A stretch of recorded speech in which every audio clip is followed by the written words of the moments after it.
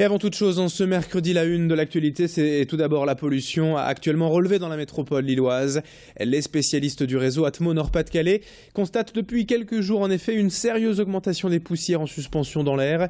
La tendance devrait d'ailleurs se maintenir, voire empirer cette semaine. Alors pour le moment, certes, les seuils d'alerte n'ont pas encore été franchis, mais au vu des prévisions, un pic de pollution est à craindre pour les prochains jours.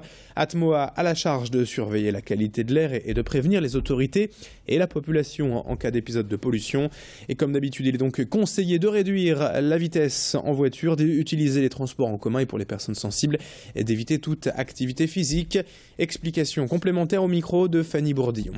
On est l'organisme de surveillance de la qualité de l'air. Donc notre rôle, en fait, c'est que dès que les seuils réglementaires sont franchis, on informe les autorités préfectorales, les médias, pour que les informations puissent être relayées auprès des populations et que les personnes les plus sensibles, notamment les personnes âgées, les jeunes enfants ou les personnes qui souffrent de pathologies respiratoires, puissent adapter leurs activités en conséquence. Donc éviter des activités physiques trop intenses qui augmenteraient le volume d'air inhalé et la quantité de polluants dans l'organisme. Dans ce journal, quelques images aussi pour évoquer la campagne de sensibilisation de l'ADAV envers l'éclairage des vélos durant l'hiver. On le sait, il y a de plus en plus de cyclistes à Lille et dans l'agglomération, et l'hiver, les nuits rallongent. Il est donc important de bien voir, mais surtout d'être bien vu afin d'éviter les risques d'accident. Au total, depuis un mois, les bénévoles du droit au vélo sont donc allés dans une vingtaine de villes de la métropole lilloise. Ils ont interpellé un maximum de cyclistes et ont procédé à quelques vérifications de sécurité. Des gilets jaunes réfléchissants et des diodes d'éclairage temporaire ont été distribués gratuitement aux cyclistes mal équipés, histoire d'éviter au maximum les incidents, car un simple équipement de base pour pas trop cher peut permettre d'être en sécurité. Les explications avec ce bénévole de l'ADAV au micro de Xavier Silly. Il y a énormément de personnes qui sont mal éclairées et là on a changé d'heure il n'y a pas longtemps, donc en fait il y a énormément de personnes qui circulent aux heures sombres sans éclairage et en fait c'est une possibilité d'accident beaucoup plus forte au moment où il fait noir, parce qu'en fait on estime qu'il y a 10% des déplacements à vélo qui se font de nuit et pourtant 20% des accidents ont lieu de nuit, donc la proportion d'accidents au moment où il fait noir est très importante, donc c'est important de sensibiliser les cyclistes à l'importance d'être bien éclairés. On enchaîne dans cette édition avec un mot d'urbanisme. Le quartier Saint-Sauveur à Lille sera bientôt totalement réhabilité.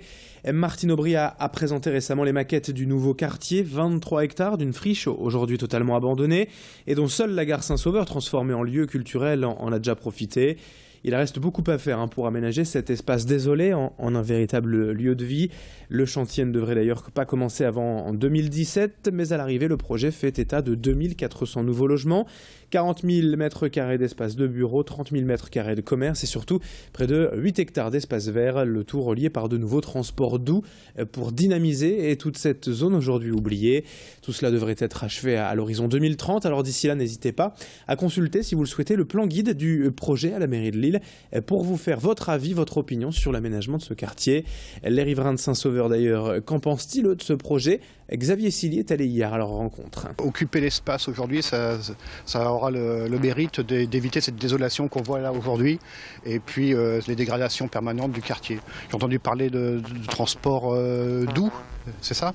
Et donc bon, ça sera toujours quelque chose de positif pour le quartier. Ça augure plutôt des choses pas mal. Après, on attend de voir vraiment ce qui va sortir de terre. Les projets ont l'air bien, ont l'air très intéressants.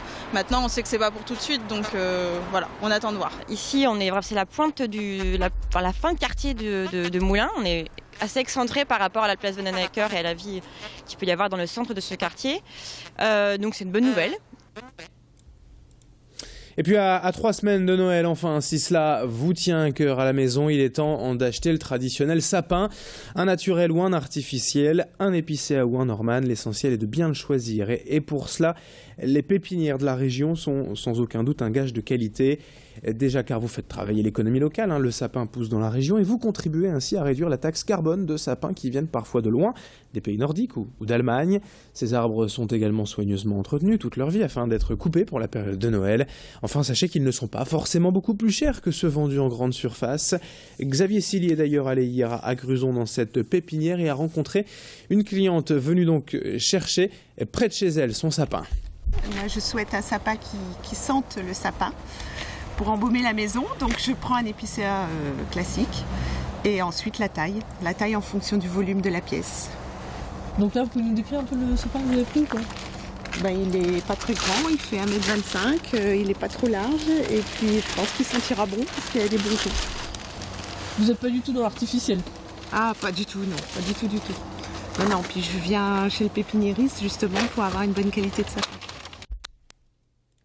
Un petit mot quand même de la météo juste avant les prévisions complètes dans une minute. Les premiers flocons de neige de l'année sont tombés hier soir et cette nuit dans la région, dans le sud-est de la région, dans l'Avesnois.